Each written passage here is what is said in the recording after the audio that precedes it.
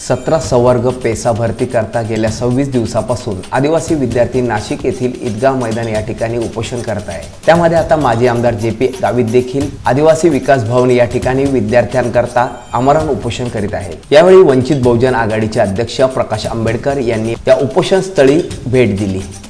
1,25,000 bogus आदिवासी certificate वरती लागलेले आहेत असं विधानसभेमध्ये विधान त्या ठिकाणी केलं होतं।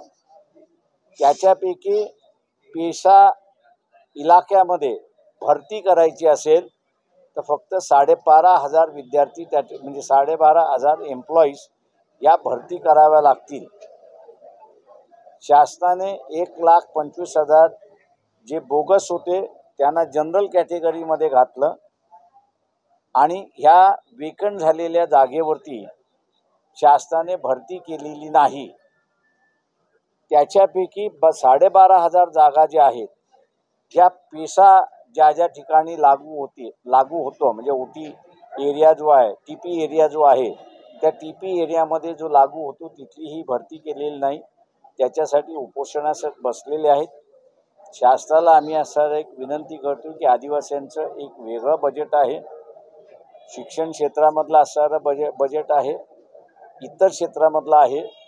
त्याच्यामुळे शासनाला कुठलीही अडचण जाऊ नये यांची मागणी त्या ठिकाणी मान्य करायला एकत्र यायचे। आता तसं राहिलेलं नाही।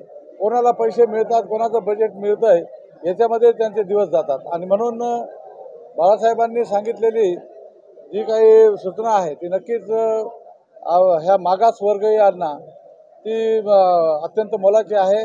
शेड्यूल कास्ट, शेड्यूल ट्राईबमधले सगळे गट, सगळे अनुसूचित जमाती ह्या जोपर्यंत एकत्र येत नाही तोपर्यंत त्यांच्यावरती अन्याय होतच राहणार आणि हे अन्याय जर दूर करायचे असतील तर सगळे शेड्यूल कास्ट आणि शेड्यूल ट्राईब हे जर महाराष्ट्रात एकत्र झाले तर महाराष्ट्राचा मुख्यमंत्री सुद्धा शेड्यूल कास्ट शेड्यूल ट्राईबचा होऊ शकतोय।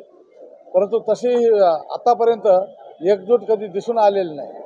माजी आमदार जे.पी. गावित यांनी मुख्यमंत्री एकनाथ शिंदे यांच्या दालनासमोर आंदोलन करावे असे देखील प्रकाश आंबेडकर यांनी सांगितले। आपण दोघे मुख्यमंत्री एकनाथ शिंदे यांची भेट घेऊन त्यावर लवकर तोडगा काढू असे आश्वासन देखील वंचित बहुजन आघाडीचे अध्यक्ष प्रकाश आंबेडकर यांनी विद्यार्थ्यांना व माजी आमदार जे.पी. गावित यांना सांगितले। अमर सोळंके, मी नाशिककर न्यूज, नाशिक।